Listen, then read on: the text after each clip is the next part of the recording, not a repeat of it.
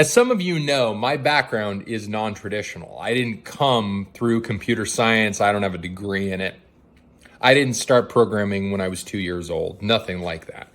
In fact, my background is as a stage actor. I went to school and have a bachelor's in fine arts in theater performance. And I spent a few years after that working full-time as a stage actor. And then at one point in time, I made the decision that I wanted a different type of career path. Very openly about it. I loved the art form, but I hated the profession of acting. And so I looked at other options, and that's what ultimately brought me to software development. Now, here's what's interesting me about that, and which is true for a lot of people that are in similar situations that I am, which is it's easy to discredit all of that past I have as an actor in what I do today as an entrepreneur and as a software engineer.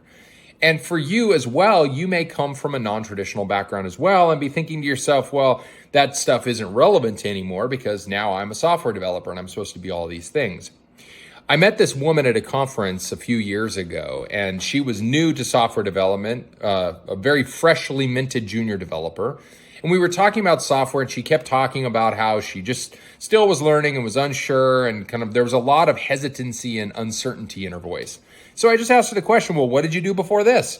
And she said, oh, I was an attorney. I was like, an attorney? Interesting. What type? And she said, oh, I did a lot of casework and for different things that would make its way into court. I thought, oh, that's fascinating. So here's my question to you, which is, what about your history as attorney has made you kind of an exceptional software developer? Like, what has given you a leg up against other people that are going through the process just like you in the same stage you're in? She thinks about it for a moment. She goes, you know what? Like, I am really good at finding bugs in code. When something doesn't work, I'm really good at figuring out what about it doesn't work. I might not know the solution, but I can very pretty quickly and pretty efficiently identify the problem. And so she walked me through some of the work she had done and the routine she had as an attorney in terms of discovering case evidence and how to figure out what and where the holes existed in the story of a witness or even of the subject at, who's being charged or what have you.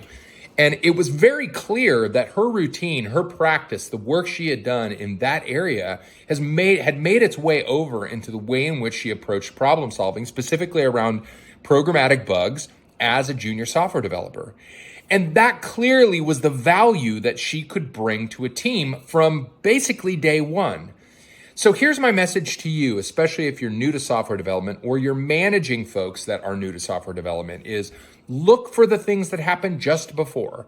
Don't ever forget that we come through our journey with all of that history and those routines, those habits, those practices from other industries heavily inform the way we do what we do today in different industries.